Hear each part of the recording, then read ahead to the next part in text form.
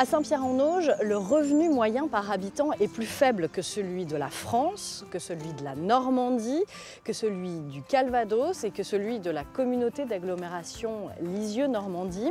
Il y a également ici beaucoup de retraités, beaucoup de précarité.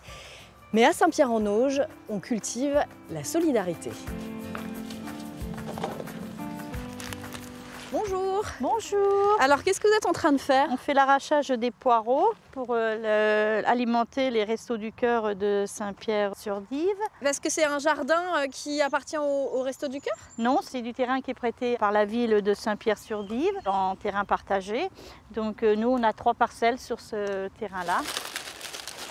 On cultive des choux, des betteraves, poireaux, carottes, salades, haricots. On est arrivé à plus de 5 tonnes de légumes récoltés. 5 tonnes depuis quand?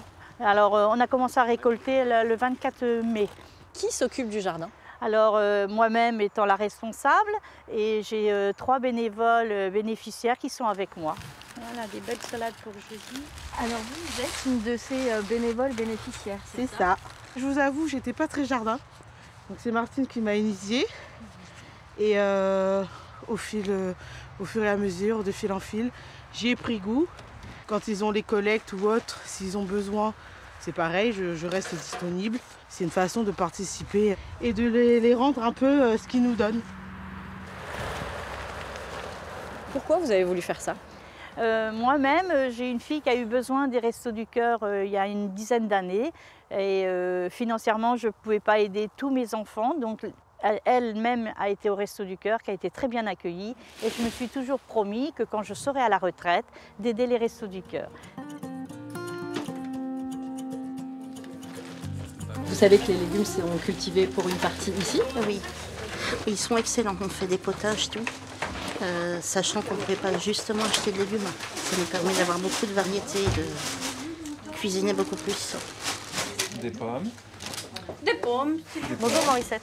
Bonjour Amandine. Alors vous êtes responsable de ce centre où il y a une quinzaine de bénévoles en tout. Combien y a-t-il de bénéficiaires au centre des Restos du Cœur de Saint-Pierre? Alors, à l'heure d'aujourd'hui, il faut savoir que nous sommes 120 personnes, ce qui représente une 60aine de familles. Mais il faut savoir que toutes les semaines, presque, nous avons des nouvelles inscriptions. Ils viennent toujours 2 fois par semaine et chacun repart selon la composition de sa famille avec des fruits, des légumes. On essaie de leur donner un peu de plus par rapport au quotidien. On rencontre beaucoup de personnes seules. Hein, ça, moi, ça me surprend. Vous avez vu ce changement depuis quelques années? Ah oui, c'est important. Les personnes seules, c'est énorme.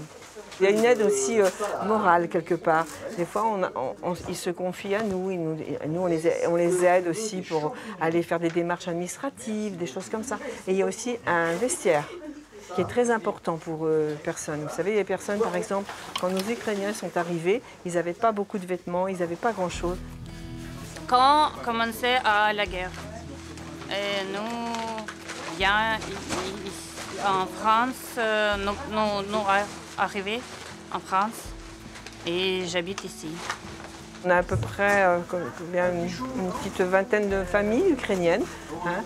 Ah oui, oui. Il y a des familles qui ont, ça y est, un travail à part entière et qui ne sont plus chez nous. Et ça, c'est la plus belle récompense. Et la solidarité dépasse les frontières de Saint-Pierre-en-Auge puisqu'environ un tiers des légumes qui sont cultivés dans le jardin des restos ici part pour le camion itinérant des Restos du Cœur à Livarot.